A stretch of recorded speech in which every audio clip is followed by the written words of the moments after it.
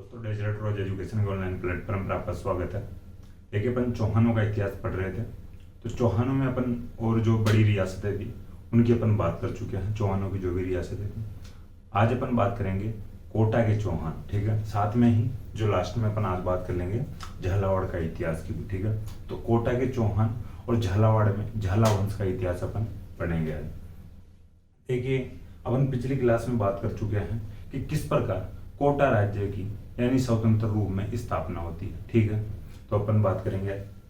देखिए एक बार वापस बात करूं, जो पिछली क्लास में अपन लास्ट में बात किए थे कि जो बूंदी का राजा था रतन सिंह, बूंदी के राजा रतन सिंह की जहांगीर से बनती थी, अच्छी खासी बनती थी। जहांगीर के खिलाफ उसका बेटा खुर्रम, जो आगे चलकर शाहजहां के नाम से बादशाह बन जाता है, तो खुर्रम जहांगीर के खिलाफ दक्षिण भारत में विद्रोह कर देता है। जहांगीर रतन सिंह को यानी बूंदी वाले रतन सिंह को अपने बेटे खुर्रम के विद्रोह को दबाने के लिए भेजता है, और जो रतन सिंह था बूंदी वाला वो खुर्रम के विद्रोह को दबाता है और गिरफ्तार कर लेता है। जहांगीर कहता है रतन सिंह से, भाई इसको तेरे पास रख। तो रतन सिंह खुद के पास रखता है गिरफ्तार करके। शुरुआत में उसकी देखरेख के लिए अपने बेटे हरि सिंह को नियुक्त करता है रतन सिंह। हालांकि रतन यानी हरि सिंह उसको परेशान करता है खुर्रम को। दूसरा जो देख रेख वाला जो बंदा नियुक्त करता है रतन सिंह, जो अपना दूसरा बेटा था माधो सिंह, तो माधो सिंह को नियुक्त करता है। माधो सिंह खुर्रम के साथ अच्छा बर्ताव करता है। कालांतर में खुर्रम शाहजहां के नाम से बादशाह बनता है, और शाहजहां माधो सिंह को 1631 में कोटा का स्वतंत्र राजा घोषित कर देता है। ठीक है, तो थोड़ा ध्यान रखना। तो माधो सिंह के लिए अपन पूरी बात जो भी बात थी वो अपन पहले कर चुके हैं। माधो सिंह शाहजहां की तरफ से बल्कि की किले की रक्षा करने के लिए जाता है। माधो सिंह के साथ मुराद भी जाता है, मुराद लेकिन भाग कर आ जाता है।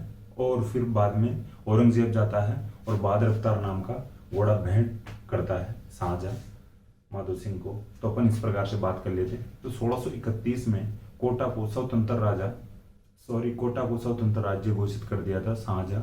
तो वहाँ का जो शासक बनाया गया था तो माधो सिंह कोटा का पहला शासक बनता है, कोटा की स्थापना करता है शाहजहां की सहायता से। ठीक है, तो थोड़ा सा ध्यान रखना। देखिए ये बातें हैं जो पिछली क्लास में अपन बात कर चुके हैं। अब आज बात करते हैं एक नियमित तरीके से या प्रॉपर तरीके से कोटा की या कोटा में चौहान राज्य की। देखिए कोटा में चौहान राज्य की या चौहानों की हाड़ा शाखा का शासन था।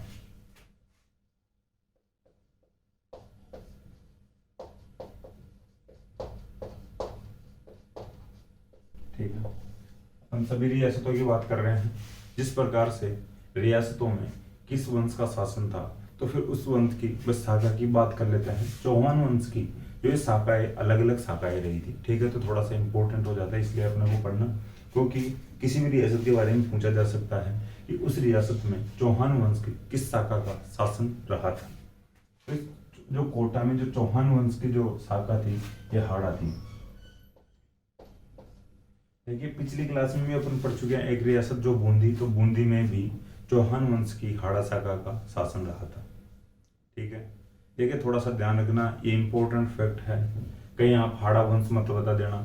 हाड़ा वंश नहीं था, हाड़ा शाखा थी। चौहान वंश की हाड़ा शाखा थी। सिरोही में देवड़ा थे। ठीक है, जालोर में सोनगरा चौहान थे। ठीक है, तो इस प्रकार से ध्यान रखना। देखिए अब बात करते हैं पहले अपन जो जो शासक हुआ था माधो सिंह की। माधो सिंह कौन था ये अपन पहले बात कर चुके हैं, पिछली क्लास में बात कर चुके हैं, आज भी अभी स्टार्टिंग में बात कर लिए हैं शुरुआत में। माधो सिंह बूंदी के जो राजा रतन सिंह का बेटा था। ठीक है, तो 1631 में मुगल बादशाह शाहजहां ने माधो सिंह को कोटा का स्वतंत्र राजा घोषित कर दिया था। ठीक है,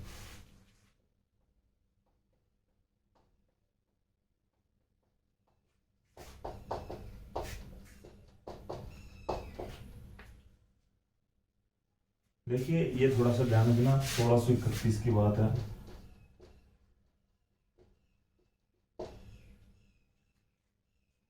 मुगल बादशाह शाहजहां बूंदी के राजा रतन सिंह के बेटे माधो सिंह को 1631 में कोटा का स्वतंत्र राजा घोषित कर देता है, या कोटा को स्वतंत्र राज्य घोषित कर देता है। देखिए ये बात हो चुकी है, थोड़ा सा ध्यान रख लिया करो, कौन किसको तोड़ के अलग से राजा बनाता है, किस क्षेत्र से हटकर कोई जो भाई शासक अपने नए राज्य की स्थापना करता है, ये थोड़ी सी बातें ध्यान रखने योग्य होती हैं। अपन चौहानों का इतिहास अपन पढ़ रहे हैं, तो यही होता है भाई कहाँ का जो बंदा जाके कहाँ पर स्थापना करता है। ठीक है, जैसे अपन रणथंभौर की बात किए थे, आपको कमेंट बॉक्स में ऐड करना चाहिए कि रणथंभौर में कहाँ से आकर स्थापना करते हैं, जालोर की कौन करता है, नाडोल की कौन करता है। ठीक है, तो अपन इस प्रकार से बातें करते हैं, तो इसका मतलब ये होता है भाई थोड़ी सी भाई बातों को जोड़ने के लिए इस प्रकार की बातें की जाती है। नहीं अपने को मजा थोड़ी ना आता है क्लास को इतनी लंबी खींचा जाए, डायरेक्ट फैक्ट तो नहीं पूछे जाते, लेकिन अपने को बात याद रखने के लिए इम्पोर्टेंट होती है। ठीक है, देखिए 1631 में ही थोड़ी सी और बात ध्यान रखने की है कि 1631 में ही शाहजहां ने एक रियासत को और तोड़ा था, मेवाड़ रियासत को तोड़ के वहां का कोई फूलिया परगना था। ठीक है, फूलिया परगने की जो सामंत था सुजान सिंह, तो सुजान सिंह को शाहपुरा का स्वतंत्र राजा घोषित किया था। ठीक है, 1631 की बात है।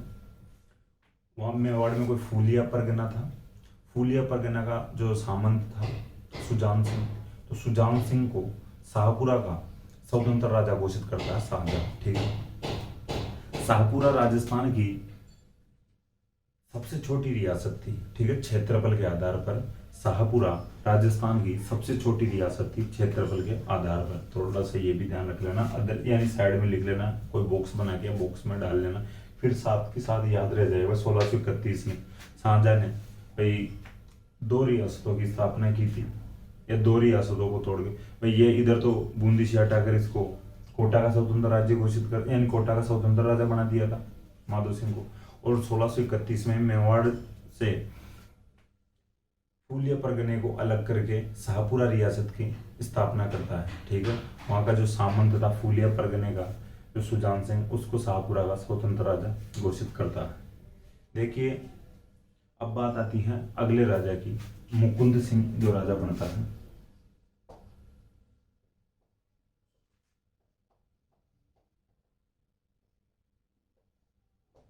मुकुंद सिंह के लिए एक फैक्ट इंपॉर्टेंट है कि इसने अबला मेणी का महल का निर्माण करवाया था। ठीक है, अबला मेणा या अबली मेणी,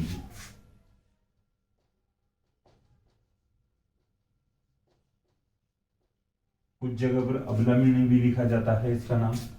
तो भाई दरबार में कोई रही होगी, कोई अच्छा कार्य किया होगा, या राजा को इस प्रकार से भाई कोई भी काम में हाथ बटाया होगा। ठीक है, तो अबला मीणा के याद में, अबला मीणा की याद में मुकुंद सिंह ने इस यानी एक महल का निर्माण करवाया था। तो इस महल का जो नाम रखा गया था अबली मीणी का महल। ठीक है, तो थोड़ा सा ध्यान रखना, कोटा में इसका निर्माण करवाया गया था, मुकुंद सिंह के द्वारा करवाया गया था। एग्जाम में क्वेश्चन बनेगा कि अबली मीणी का महल का निर्माण किस शासक द्वारा करवाया गया था, मुकुंद सिंह के द्वारा। मुकुंद सिंह ने निम्नलिखित में से किस महल का निर्माण करवाया था, तो 3 तो अदर जो महल दे देंगे और एक अबली मीणी का महल दे देंगे। ठीक है, देखिए बात आती है मुकुंद सिंह की। जो मुकुंद सिंह था धर्मत के युद्ध में जाता है। ठीक है, अपन जो मुगल उत्तराधिकार संघर्ष पढ़े थे, 5 युद्ध होते हैं, बहादुरपुर का युद्ध, धर्मत का युद्ध, सामूगढ़ का युद्ध, खजुआ का युद्ध और देवराय का युद्ध। देवराय का युद्ध राजस्थान में होता है अजमेर में। ठीक है, तो थोड़ा सा ध्यान रख लेना, वैसे अपन पिछली क्लासेज में बात कर चुके हैं। तो जो दूसरा युद्ध होता है 1658 में धर्मत का युद्ध, मुगल उत्तराधिकार संघर्ष के दौरान। तो मुगल उत्तराधिकार संघर्ष के दौरान हुए धर्मत के युद्ध में, जो मध्य प्रदेश में होता है, एमपी में होता है, धर्मत में दारा की तरफ से भाग लेता है मुकुंद सिंह, और दारा की तरफ से लड़ता हुआ मारा जाता है, काम में आ जाता है। ठीक है, तो थोड़ा सा ध्यान रखना, धर्मत के युद्ध 1658 में दारा की तरफ से लड़ता हुआ मुकुंद सिंह मारा जाता है। जो धर्मत का युद्ध हुआ था दारा और औरंगजेब के बीच में हुआ था, औरंगजेब के साथ उसका भाई मुराद भी था। ठीक है, धर्मत का युद्ध दारा और से औरंगजेब हुआ था, औरंगजेब के साथ में मुराद भी था जो उसका भाई था। औरंगजेब, अपन वैसे पहले बातें कर चुके, औरंगजेब मुराद को झांसा दे रखा था, लालच दे रखा था कि भाई मैं तो राजपाट संभालूंगा नहीं, मैं तो बादशाही संभालूंगा नहीं, मुराद तुझे मैं बादशाह बना दूंगा। लेकिन अपन दारा को हराना चाहते हैं।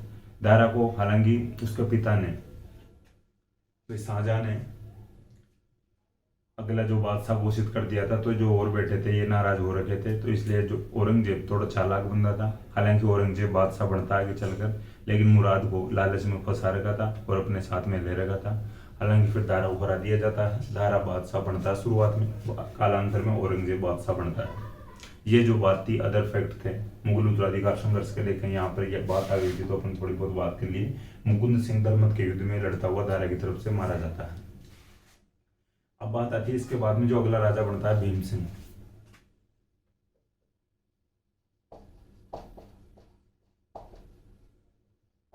देखिए जो भीम सिंह था उधर वृंदावन चला जाता है और वल्लभ संप्रदाय का बहुत बड़ा अनुयायी बन जाता है, यानी कि खास रुचि लेने लगता है वल्लभ संप्रदाय में।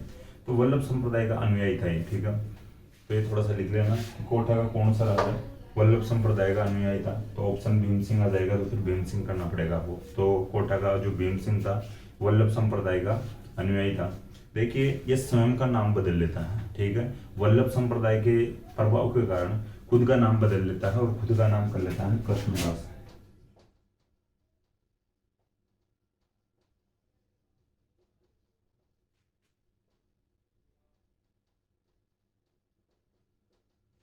ठीक है, भीम सिंह वल्लभ संप्रदाय का अनुयायी था।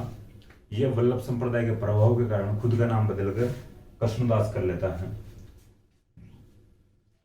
देखिए किशनगढ़ का जो राजा था सावंत सिंह, वो भी वल्लभ संप्रदाय के कारण या इस संप्रदाय के प्रभाव के कारण अपना जो खुद का नाम बदलकर नागरीदास कर लेता है, ठीक है। नागरीदास, नागर कृष्ण भगवान का पर्यायवाची हो सकता है, ठीक है, थोड़ा सा ध्यान रख लेना भाई, नागर क्या था, नागरीदास को रखा था। इसके बाद में बात करें कोटा का नाम बदलकर, ये यानी वल्लभ संप्रदाय के कारण ही हो रहा है सब काम जो हो रहा है। तो वल्लभ संप्रदाय का इसके ऊपर इतना प्रभाव हो गया था कि कोटा का नाम बदलकर ये नंदग्राम कर लेता है।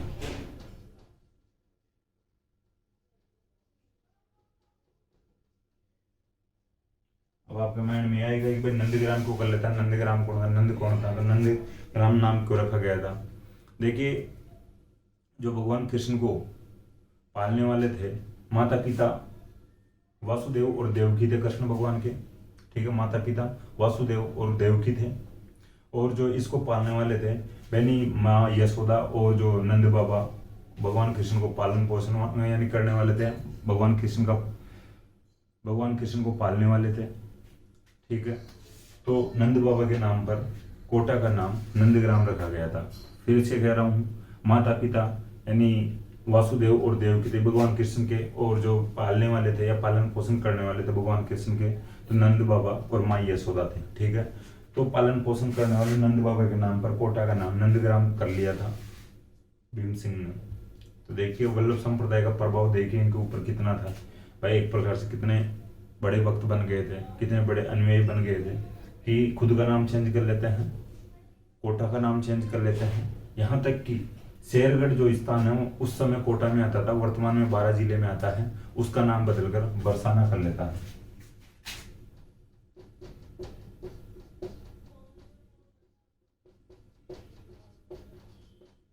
ठीक है, ये भी ध्यान रखना। तो शेरगढ़ उस समय में, ठीक है, वर्तमान में तो भाई 12 में आता है, लेकिन भीम सिंह के समय में जो शेरगढ़ था कोटा में आता था, तो शेरगढ़ का जो नाम बदलकर ये बरसाना कर लेता है। जिस प्रकार से भगवान कृष्ण बरसाना में रास रचाया करते थे, उसी प्रकार से तो शेरगढ़ का नाम बदलकर जो भीम सिंह बरसाना कर लेता है, ठीक है। तो उसी के अकॉर्डिंग करता है, उसी को ध्यान में रखते हुए जो नाम परिवर्तन करता है भीम सिंह। देखिए 12 में सांवरिया जी के मंदिर का निर्माण करवाता है।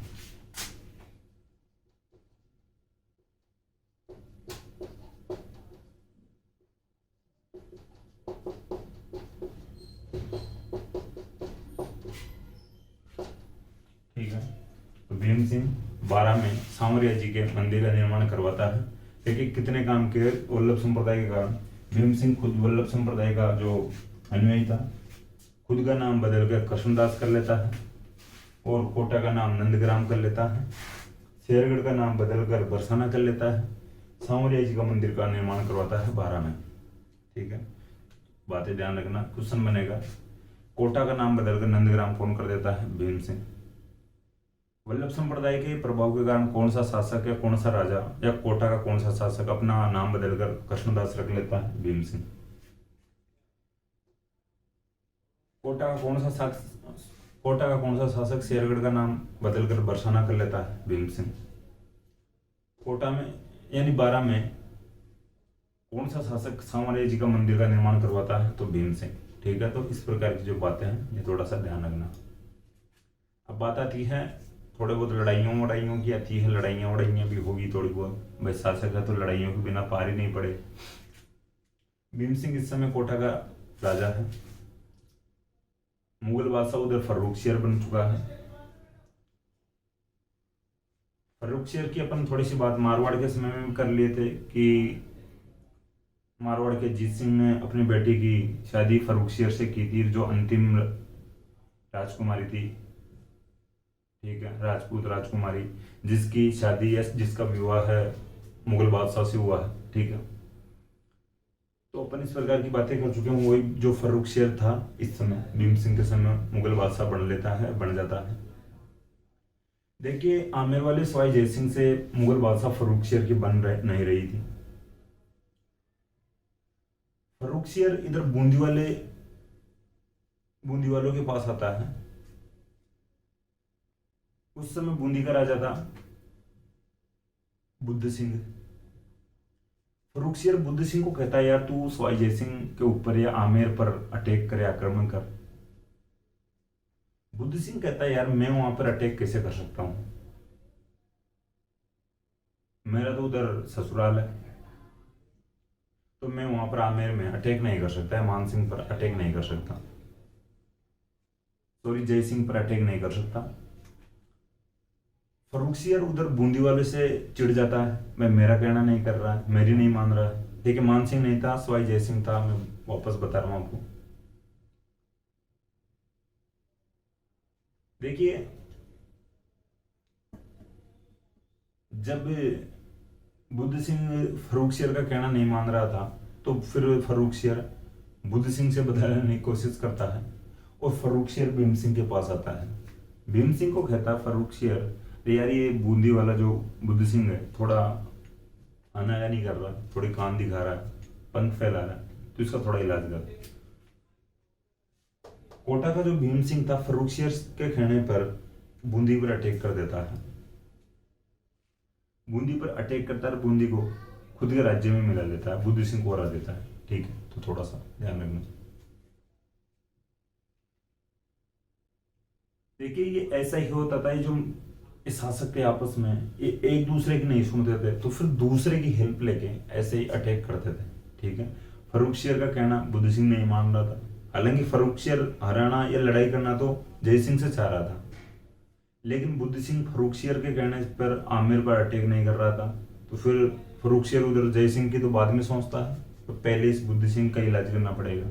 और फिर भीम सिंह को फर्रुखसियर कहता है, भाई तू बुद्ध सिंह का इलाज कर। भीम सिंह फर्रुखसियर के कहने से बुद्ध सिंह पर अटैक करता है और बूंदी को खुद के राज्य में मिला लेता है। देखिए, उस समय के लिए वापस बूंदी कोटा में मिला ली जाती है और जो क्षेत्र था, कोटा का जो क्षेत्र था बहुत बड़ा हो जाता है। यहाँ तक कि ऐसा कहा जाता है कि मेवाड़ और मारवाड़ की तुलना में लगभग बराबर हो चुका था कोटा का क्षेत्र उस समय के लिए। ठीक है, भीम सिंह के समय में थोड़ा सा ध्यान रखना। भीम सिंह बूंदी पर आक्रमण करता है और वहां से 2 तोपे उठाकर ले आता है।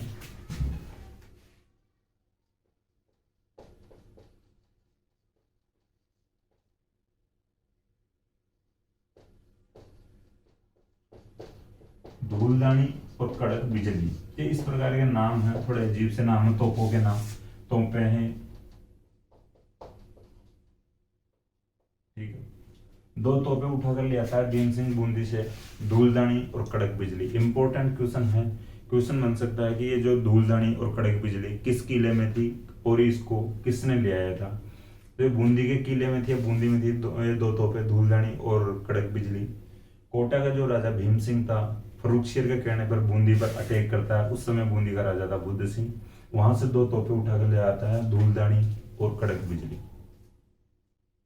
ठीक है, अब इसके बारे में बात करते हैं कि जो भीम सिंह था इसकी मृत्यु कैसे होती है। देखिए, भारतीय इतिहास में किंग मेकर के नाम से जाने जाते हैं सैयद बंधु, सैयद ब्रदर्स, सैयद भाई, सैयद बंधु। ठीक है, किंग मेकर के नाम से जाने जाते हैं सैयद बंधु जो भारतीय इतिहास में। तो ये सैयद बंधु की तरफ से भीम सिंह लड़ने जाता है। भाई लड़ने कहां पर जाता है? हैदराबाद जाता है। हैदराबाद में वहां का जो उस समय नवाब था चिनकिलीज खान था। तो हैदराबाद के चिनकिलीज खान के खिलाफ सैयद बंधुओं की तरफ से लड़ने जाता है भीम सिंह, और वहां पर लड़ते हुए चिनकिलीज खान के खिलाफ मारा जाता है या काम में आ जाता है। ठीक है, तो थोड़ा सा ध्यान रखना। इसके बाद में अब बात करते हैं आगे जो राजा बनता है, उम्मेद सिंह राजा बनता है।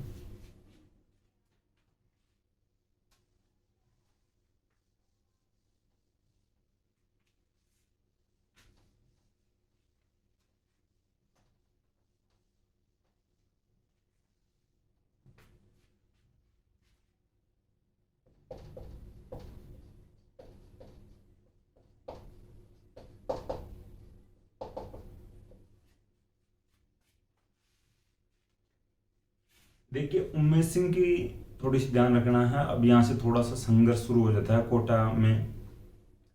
उम्मेद सिंह के समय में एक संधि हो, यानी अंग्रेजों से संधि हो जाती है 26 दिसंबर 1817 को। ठीक है, डेट याद रहे तो ठीक है, ना रहे तो भी ठीक है।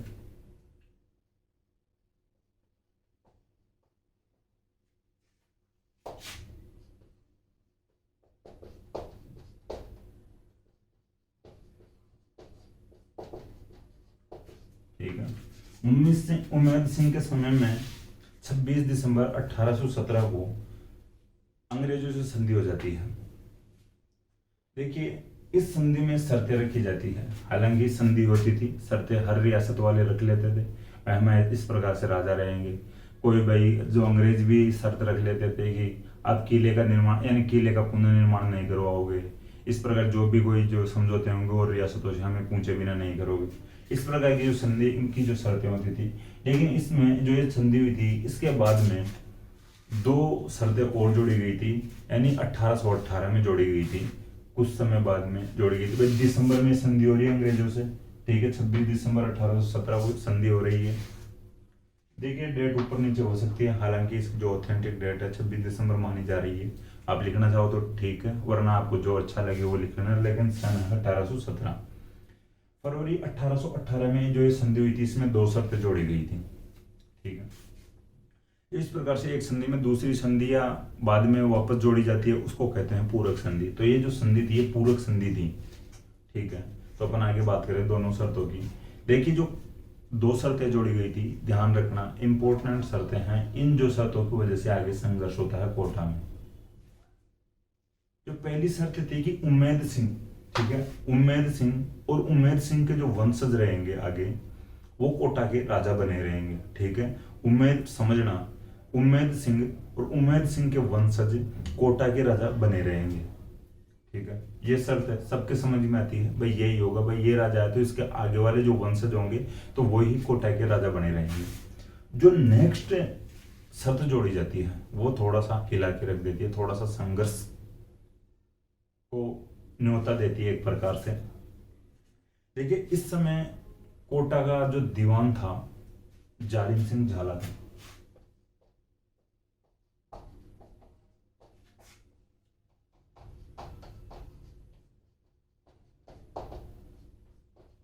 जैसा इसका नाम था वैसा ही बंदा था। देखिए, जालिम सिंह झाला इसका नाम था तो उतना ही जालिम बताया जाता है। हालांकि कुछ इतिहासकार इसको बहुत ही अच्छा भी बताते हैं कि भाई ये स्वामी भक्त बंदा था। कुछ लोग इसको जालिम बताते हैं, चालाक बताते हैं। कुछ लोग बताते हैं कि भाई अपना जो स्वामी के लिए कुछ भी करने के लिए तैयार था। कि कुछ तो यहाँ तक कह देते हैं कि भाई जो एक बार जो कोटा के राजकुमार थे वो कोई मंदिर में जाते हैं पूजा करने के लिए, और जो दीवान या प्रधानमंत्री था जालिम सिंह झाला, ये भी उस मंदिर में जाता है और वहां पर कोई गीला हो रखा था और वो जो राजकुमार बैठते उस गीले के ऊपर, लेकिन ये अपना जो सोल था, जो दुसाला था, जो ओढ़ रखा था, उसको उतार के खुद के शरीर से और राजकुमारों के नीचे बिछा देता है। वहां का जो महंत था मंदिर का, वो महंत था, वो मानता है कि भाई ये राजकुमार इस कपड़े पे बैठे हैं, इस सोल पे बैठे हैं, ये तो अब प्रधानमंत्री तो क्या करेगा, जो जालिम सिंह झाला तो क्या करेगा, और इसको अपन ले लेते हैं। जालिम सिंह झाला से वो महंत मांगता उस सोल को। जालिम सिंह झाला इतनी बड़ी बात कहता है कि भाई जो मेरे राजकुमार इस कपड़े पे बैठे हैं, तो ये मेरे लिए और भी महत्वपूर्ण हो जाता है। ये कपड़ा है, सोल है, जो मैं इसको वापस ओढ़ता हूँ, उसको वापस ओढ़ देता है, यानी उस कपड़े को महंत को नहीं देता। देखिए स्वामी भक्ति का जो उदाहरण है, काफी बड़ा उदाहरण है कि जो कपड़े पर बैठा दिए जाते तो उस कपड़े को शायद छोड़ भी देता अगर ये स्वामी भक्ति नहीं निभाता। तो इस प्रकार की बातें अपने को जानने को मिलती है, या सुनने को मिलती है, पढ़ने को मिलती है।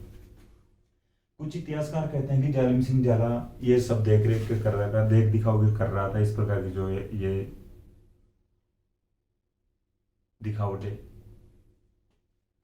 ये करता कुछ और था, माइंड में इसके चलता कुछ और था। देखिए जो कोटा का दीवान था, सारी शक्तियां इसके पास थी, जालिम सिंह झाला के पास। तो जो संधि की दूसरी शर्त रखी गई थी, ये लिखित में लिख दी गई थी अंग्रेजों द्वारा कि कोटा की जो, यानी दूसरी जो शर्त थी कि जो कोटा का जो दीवान होगा, जालिम सिंह झाला के जो वंशज होंगे, जो कोटा के दीवान रहेंगे आगे। देखिए ये बात थोड़ी सी अटपटी हो गई, अब लिखित में दे दी गई है। अब ये जरूरी हो गया है कि भाई कोटा का जो भी दीवान होगा जालिम सिंह झाला का वंशज होगा। राजा के माइंड में नहीं बैठती है, राजा के मन में नहीं बैठती है कि भाई जालिम सिंह झाला के वंशजों को मैं नहीं बनाऊं दीवान, तो भी बनाना पड़ेगा जालिम सिंह झाला के वंशजों को। भाई जब राजा खुद की इच्छा अनुसार दीवान या प्रधानमंत्री नहीं बना सकता, तो भी संधि में दूसरी शर्त जोड़ दी गई है कि जालिम सिंह झाला के जो वंशज होंगे कोटा के दीवान बने रहेंगे, ठीक है, या कोटा के दीवान हमेशा बने रहेंगे या बनेंगे। और जो ये बात भी यहाँ साथ में लिख दी गई थी, कोटा की सभी शक्तियां दीवान के पास रहेगी। अब देखिए एक प्रकार का राजा तो एक प्रकार से कठपुतली बनकर रह गया। सभी शक्तियों को मतलब जो भी कोई डिसीजन लेने होंगे, जो भी पावर्स होगी, वो जालिम सिंह झाला या जालिम सिंह झाला के वंशजों के पास होगी। अब उम्मेद सिंह तो नाम मात्र का राजा है, जो भी कोटा के राजा बन रहे हैं आगे, वो तो फिर भाई नाम मात्र के हो गए, ठीक है। ये भी बाधित रूप से कर दिया गया था, लिख दिया गया था कि भाई जालिम सिंह झाला के वंशज ही दीवान बनेंगे और दीवान के पास कोटा की सभी शक्तियां होंगी। ये थोड़ा सा मैं बताऊं, ये जो झाला थे, ये मूलतः गुजरात साइड के थे। गुजरात की जो काठियावाड़ रियासत थी वहां के थे मूल रूप से, ठीक है। इधर मेवाड़ साइड आ जाते हैं, हाड़ौती में आ जाते हैं, और हाड़ौती में फिर अलग अलग यानी राजाओं के पास रहते हुए ये फिर अपना जो वर्चस्व बढ़ा लेते हैं, अपनी शक्ति बढ़ा लेते हैं, और जो प्रधानमंत्री के पद तक पहुंच जाता है जालिम सिंह झाला, ठीक है। तो देखिए कुछ इतिहासकार इसको गलत बताते हैं, कुछ इतिहासकार सही बताते हैं। हालांकि इसको भी डर बताया जाता है, ये भी डरता था कि भाई मेरे खिलाफ कोई षड्यंत्र रच रहा है, और ये ऐसा कहा जाता है इसके लिए, जालिम सिंह झाला के लिए, ये अपने आप को लोहे के पिंजरे में बंद करके उसके लॉक लगाकर सोता था कि मुझे कोई मार न दे, कोई अचानक अटैक नहीं कर दे सोते हुए। तो ये कोई जो पिंजरा होता था उसमें भी अंदर से लॉक लगाकर सोता था, ठीक है। यहां तक इसको शक था। देखिए ये बात हो गई है। जो आगे जो राजा बनता है उसकी बात करते हैं। जो आगे राजा बनता है किशोर सिंह राजा बनता है,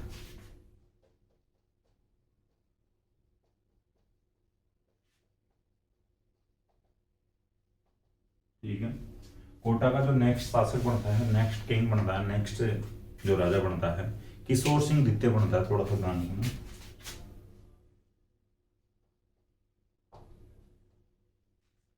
ठीक है। किशोर सिंह द्वितीय कोटा का जो अगला राजा बनता है। देखिए जालिम सिंह झाला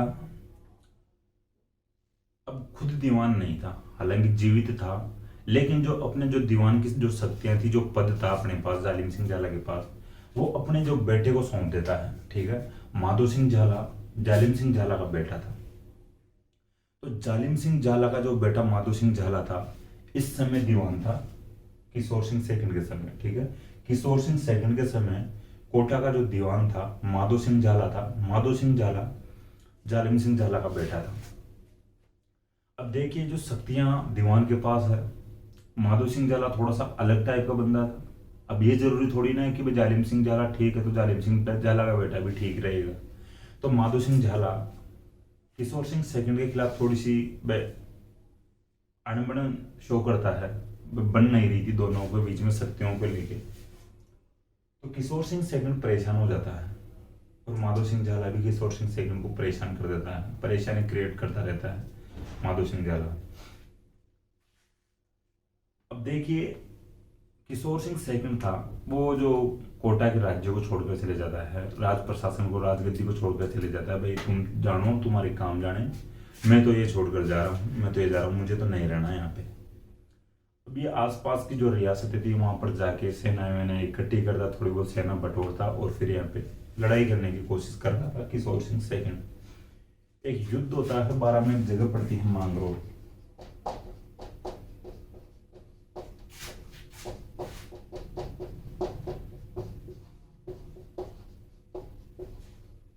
ठीक है, किशोर सिंह सेकंड सेना लेकर आ जाता है। जो ये युद्ध होता 1821 में होता, सन लिखना चाहो तो लिख लेना। मांगरोल का युद्ध 12 में होता है, 12 में जगह पड़ती है मांगरोल, 1821 में होता है।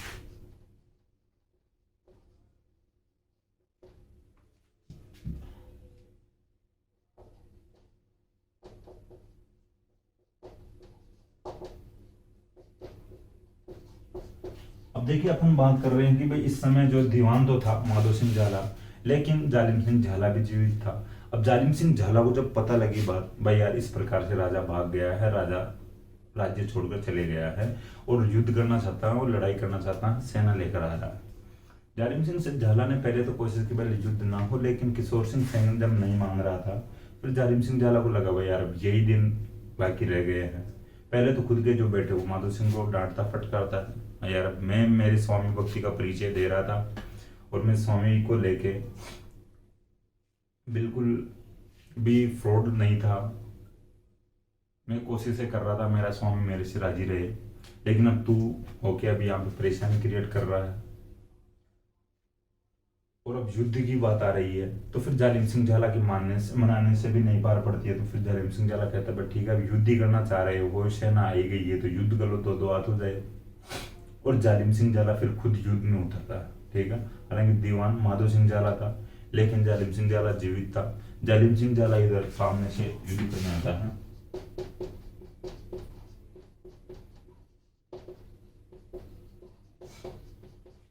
ठीक है, युद्ध होता है, युद्ध में किशोर सिंह हार जाता है, ये जो जालिम सिंह झाला या झाला जीत जाते हैं। ये जो किशोर सिंह हार गया था तो ये भाग गया, ठीक है, युद्ध मैदान को छोड़कर भाग गया या हार कर भाग जाता है यहाँ से। अब देखिए जालिम सिंह झाला जब ये युद्ध कर रहा था, जालिम सिंह झाला अंग्रेजों से बात करता है, भाई आपने संधि वंधि इस प्रकार से करवाई थी, हमें दीवान बनाया था, सारी शक्तियां हमें दी थी, तो आपका क्या पक्ष है, आपका क्या कहना है युद्ध को लेकर, इस बात को लेकर कि भाई युद्ध होने वाला है। अंग्रेज कहते हैं भाई हम तो आपको दीवान बना दिए थे, आपके पास सभी शक्तियां हैं और हम अब यदि युद्ध होता है तो हम तो आपके साथ हैं। तो अंग्रेज भी जालिम सिंह झाला का साथ देते हैं। अंग्रेजों की तरफ से इस युद्ध में साथ देता है जेम्स टोड,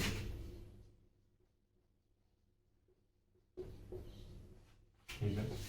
अंग्रेजों की तरफ से जेम्स टोड जालिम सिंह झाला का साथ देता है मांगरोल के युद्ध में, ठीक है। क्वेश्चन इस प्रकार से बन सकता है कि मांगरोल के युद्ध में अंग्रेजों की तरफ से जालिम सिंह झाला का साथ कौन देता है, कौन आता है, जेम्स टोड आता है, ठीक है। देखिए ये बात हो जाती है, जालिम सिंह झाला जीत जाता है मांगरोल के युद्ध, किशोर सिंह से भाग जाता है। अब कालांतर में क्या होता है, जब किशोर सिंह सेकंड को वापस अपना राज्य भी चाहिए था। अब मेवाड़ का जो राजा था आपको याद आना चाहिए, भीम सिंह, जो कृष्णा कुमारी के पिता थे। अपन कृष्णा कुमारी विवाद पढ़ चुके हैं, पहले जहर दे दिया गया था, ठीक। तो कृष्णा कुमारी के पिता था मेवाड़ का राजा भीम सिंह। तो मेवाड़ का राजा जो भीम सिंह, किशोर सिंह और जालिम सिंह झाला के बीच में वापस राजीनामा करवा दिया था या समझौता करवाया था, और वापस फिर कोटा का जो राज्य किशोर सिंह सेकंड को दिया गया था। और जालिम सिंह झाला मान जाता है, भाई लो तुम्हारा राज्य संभालो, मैं खुद चाहता हूँ कि भाई जो राजा अपने राज्यों को संभाले, लेकिन ये खुद ही युद्ध करने के लिए आया था, तो युद्ध तो फिर करना पड़ गया, ये खुद ही भाग गया। मैं तो चाहता हूँ कि वापस आ जाए। और तो भीम सिंह के कहने पर, मेवाड़ वाले भीम सिंह के कहने पर जालिम सिंह झाला और इधर किशोर सिंह सेकंड के बीच में समझौता करवाया जाता है। अब बात आती है, राम सिंह सेकंड था कोटा का राजा। राम सिंह सेकंड की भी बात कर लेते हैं थोड़ी। देखिए राम सिंह सेकंड इस समय दीवान था मदन सिंह झाला।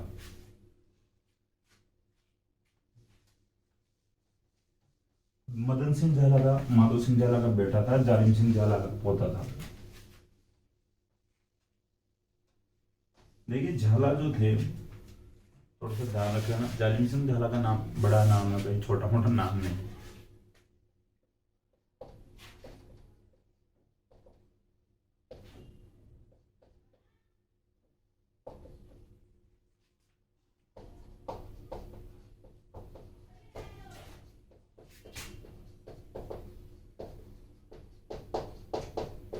ठीक है, राम सिंह सेकंड कोटा का राजा बनता है और मदन सिंह झाला यहाँ का दीवान रहता है राम सिंह सेकंड के समय। माधो सिंह झाला का बेटा था, जालिम सिंह झाला का पोता था मदन सिंह। देखिए राम सिंह सेकंड और जो मदन सिंह झाला के बीच में विवाद हो जाता है। देखिए ये जो विवाद था हकीकत में होने लायक था, शर्त ही ऐसी थी, संधि की जो शर्त थी फरवरी 1818 में जो जोड़ी गई थी, दो शर्तें अपन बात करें, उनमें से जो लास्ट वाली जो शर्त थी दीवान वाली और जो सत्यों वाली, वो शर्त हकीकत में ऐसी ही थी। अगर आपके सामने भी आज कोई ऐसी स्थिति क्रिएट हो जाती है या सिचुएशन क्रिएट हो जाती है, तो आपके माइंड में भी इस प्रकार की बातें उत्पन्न होने लगेगी। ठीक है, मदन सिंह झाला और राम सिंह सेकंड के बीच में भी विवाद हो जाता है। अब अंग्रेजों को लगा कि भाई यार अभी आपस में लड़ने लग गए हैं, राजा और दीवान है, आपस में एक दूसरे को हैवी समझ रहे, खुद अपने आप को हैवी समझ रहे हैं। झाला कह रहे हैं कि भाई हम शक्तिशाली, और जो राजा मानने को तैयार नहीं हो रहा झालाओं को शक्तिशाली, भाई वो भी खुद को, भाई यानी खुद राजा है तो वो खुद शक्तिशाली रहना चाहता है। अंग्रेजों को स्थिति पता चल गई, भाई जो स्थिति इनके बीच में क्या है, क्या कैसे बढ़ नहीं पा रही है, तो अंग्रेज वापस इंटरफेयर करते हैं इन दोनों के बीच में, यानी झालाओं और जो कोटा वालों के बीच में। और जो कोटा के जो 17 परगने थे उनमें से 15 तोड़ दिए जाते हैं। ठीक है, कोटा के जो 17 परगने थे 1837 में अंग्रेजों ने कोटा के 17 परगनों में से 15 परगने तोड़कर झालावाड़ राज्य की स्थापना कर दी थी। ठीक है, तो थोड़ा सा ध्यान रखना, 1837 ईस्वी में अंग्रेजों ने कोटा के 17 परगने अलग करके झालावाड़ राज्य बना दिया था। ठीक है, देखिए ये 17 में से जो 15 परगनों वाली बात है ये यहाँ पर नहीं है, अब आगे अपन बात करेंगे, वो थोड़ी सी गलती है, मिस्टेक हो गई। जो कोटा के 17 टोटल जो कोटा राज्य था वहां से 17 परगने तोड़ते हैं 1837 में अंग्रेज, और फिर अलग से झालावाड़ राज्य बना देते हैं, मदन सिंह को यहाँ का राजा बना देते हैं अंग्रेज। ठीक है, थोड़ा सा ध्यान रखना। तो राम सिंह सेकंड के समय 1837 में अंग्रेज कोटा के 17 परगने तोड़कर अलग से झालावाड़ राज्य की स्थापना कर देते हैं। यह अलग से झालावाड़ रियासत बनाई गई थी, यह अलग से मदन सिंह को झालावाड़ राज्य सौंप दिया था। कोटा में से 17 परगने तोड़ गए। ठीक है, अब बात आती है झालावाड़ का इतिहास। झालावाड़ में चौहान वंश का शासन नहीं था, ये थोड़ा सा ध्यान रखना। झालावाड़ में अलग से झालाओं का शासन रहा था। झालावाड़ की स्थापना कैसे होती है, तो मदन सिंह इधर दीवान था कोटा का, इस समय राम सिंह सेकंड कोटा का राजा था। कोटा के 17 परगनों को तोड़कर अलग से झालावाड़ राज्य की स्थापना की जाती है अंग्रेजों के द्वारा 1837 में।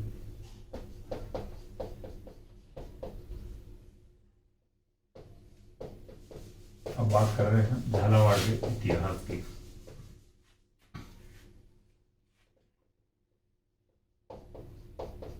झालावाड़ में झाला वंश का शासन रहा है। ठीक है, मदन सिंह झाला पहला राजा बनता है झालावाड़ का। ठीक है, लेकिन जो मदन सिंह था ये जालिम सिंह झाला का पोता था और माधो सिंह झाला का बेटा था। आप लिखना चाहो तो लिख लेना यहाँ पे भी। 1837 में कोटा से अलग होकर स्वतंत्र झालावाड़ राज्य की स्थापना करता है, ये भी लिख लेना। 1837 में कोटा से अलग होकर झालावाड़ राज्य की स्थापना करता है। ठीक है, अपन पहले बात कर लिए हैं। देखिए 1838 में यानी जो ये तोड़ तो लेते हैं, अलग से राज्य की स्थापना कर लेते हैं, लेकिन अलग से राज्य को मान्यता मिलती है 1838 में।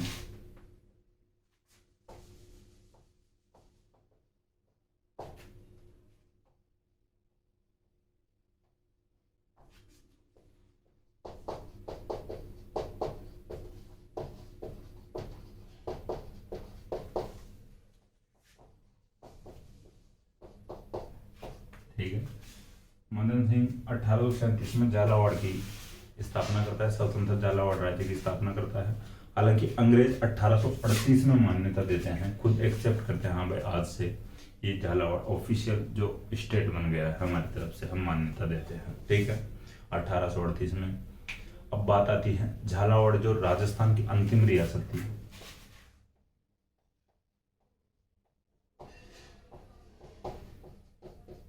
ठीक है, जो भी रियासतें बन रही थी उनकी अपन बात करें तो झालावाड़ राजस्थान की अंतिम रियासत थी, इसके बाद में कोई रियासत नहीं बनी थी।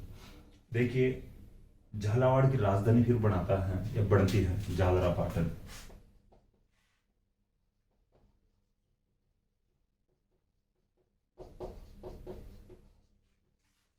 झालरापाटन को घंटियों का शहर भी कहा जाता है।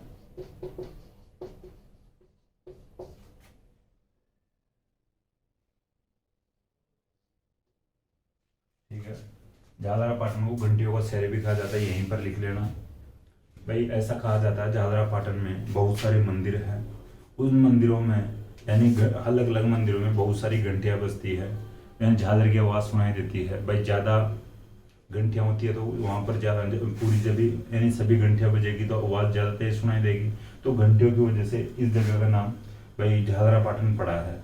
यानी घंटी को झालर भी कहते हैं, जो घंटियां या घंटियां होती है मंदिरों में उनको झालर भी कहते हैं। यह अलग बात है कि आप झालर अलग प्रकार से संबोधित करते हो।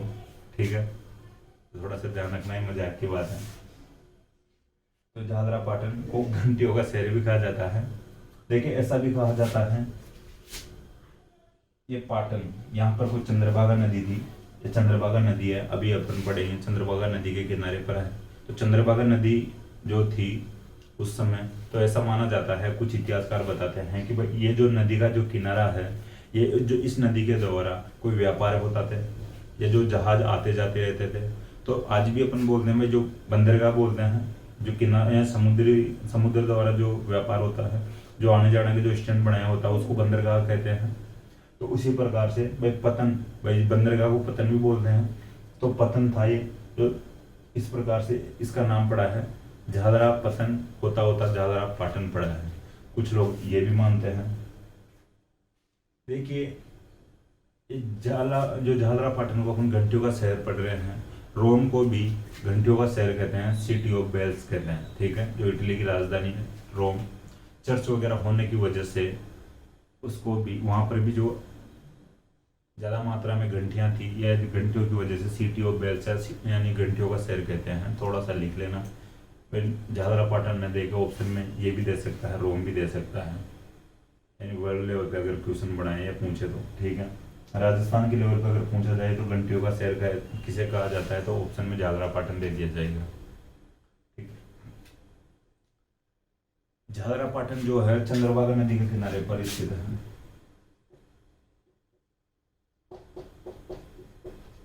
देखिए थोड़ा सा ध्यान रखना, अपन मदन सिंह सेठ की बात कर रहे हैं, मुख्यतः झालरापाटन की बात कर रहे हैं। दो चार जो फैक्ट है तो इनकी बात कर रहे हैं अपन, यहीं पे आप लिख सकते हो भाई। साइड में जाके भाई अलग से अपन कहाँ पे बात करेंगे तो यहाँ पे लिख सकते हैं। हालांकि राजस्थान ज्योग्राफी में भी चंद्रभागा नदी का नाम आ सकता है, तो वहाँ पे भी हो सकती है बात।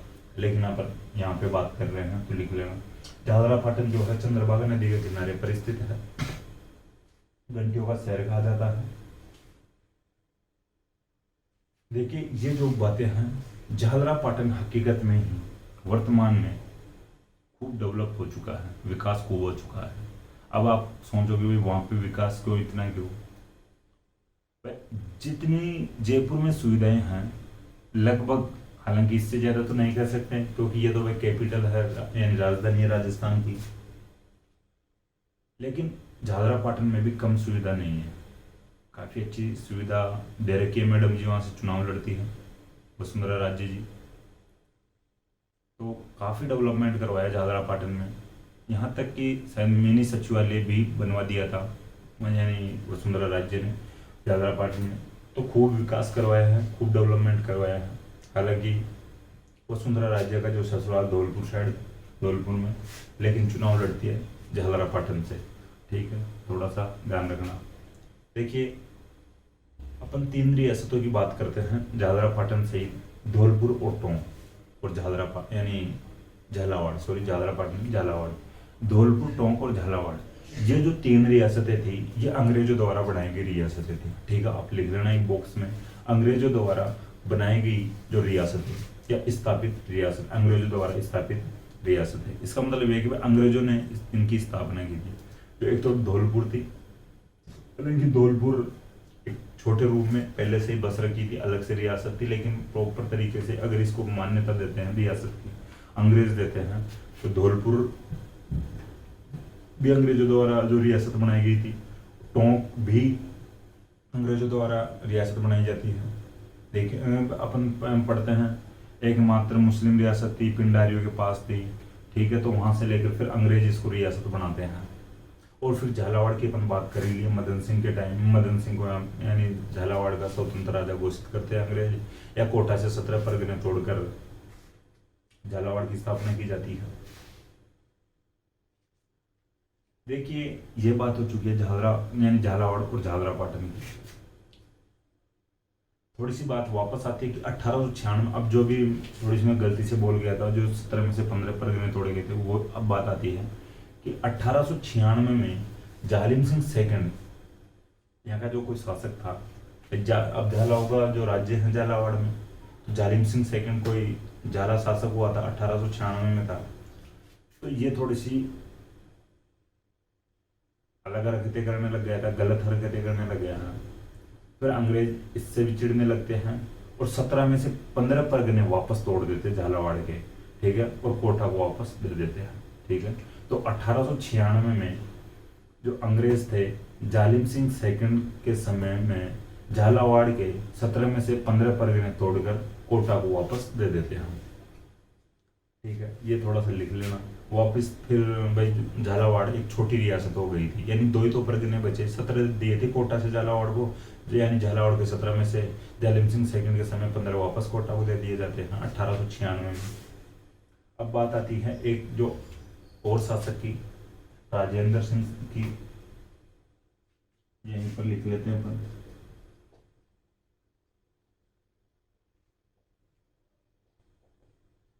देखिए राजेंद्र सिंह एक सभी धर्मों में या सभी जातियों में, यानी सभी जातियों में विश्वास करने वाला था, जाति प्रथा को बढ़ावा नहीं दे रहा था। तो आज ऐसी चलती है छुआछूत वाली जो परेशानी चलती है कि भाई जो इस जाति के लोग मंदिरों में नहीं चढ़ने चाहिए, इस जाति के लोग कुओं पर पानी भरने नहीं चाहिए, यानी सार्वजनिक कुएं पर नहीं आने चाहिए, इस प्रकार की बातें होती है। राजेंद्र जो था, राजेंद्र सिंह, जो इस प्रकार की बातों में विश्वास नहीं करता था। इससे पहले एक बात अपन पहले लिख लेते हैं कि एक झालावाड़ में लकड़ी का महल बनवाया था, काष्ठ प्रासाद, ब्रैकेट में लिख लेना लकड़ी का महल। कुछ जगह पर अपने को इस प्रकार का उल्लेख मिलता है कि जो राजेंद्र सेकंड था वह लखनऊ में कोई प्रदर्शनी में भाग लेने गया था। ठीक है, तो वहां पर कोई लकड़ी का महल बना हुआ था और राजेंद्र सिंह, ये जो राजेंद्र सिंह था, ये लखनऊ से इस लकड़ी के महल को या काष्ठ प्रासाद को उठवा लाता है और यहाँ पर स्थापित करवाता है और थोड़ा बहुत इसका रिकंस्ट्रक्शन करवा देता है। तो झालावाड़ में लकड़ी का महल या काष्ठ प्रासाद राजेंद्र सिंह ने बनाया था। क्वेश्चन बनता है एग्जाम में, झालावाड़ में काष्ठ प्रासाद या लकड़ी का महल का निर्माण किसने करवाया था? राजेंद्र सिंह। अब बात आती है वो जातियों वाली, जाति प्रथा वाली। जो वहाँ के जो लोग थे नीची जाति के मानते थे, यानी जो झालावाड़ की जनता जिन लोगों को नीची जाति का मानती थी, उन लोगों को मंदिरों में एंट्री नहीं देती थी, ठीक है। तो जो राजेंद्र सिंह सेकंड के समय ये जो विवाद उत्पन्न हुआ, राजेंद्र सिंह ऐसी बातों को मान नहीं रहा था और वो सोच रहा था कि जहां पर जो मेरी जनता, जो सभी जनता नहीं जा सकती, उस राज्य का मैं राजा कैसे हो सकता हूँ, और मैं मेरी जनता को समानता शेयर करना चाहता हूँ। तो ये जो राजेंद्र सिंह था, झालावाड़ के सभी मंदिरों को हरिजनों के लिए खुलवा देता है।